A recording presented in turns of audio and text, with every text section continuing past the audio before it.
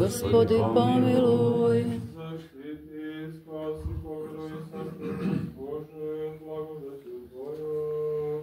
Gospodi, pomiluj. Pominjući presvetu, prečistu, preblagoslovenu, slavnu Vladičicu našu, Bogorodicu Prisnu Djevu Mariju sa svima svetima, sami sebi jedni druge i sam život svoj Hristu Bogu predajmo.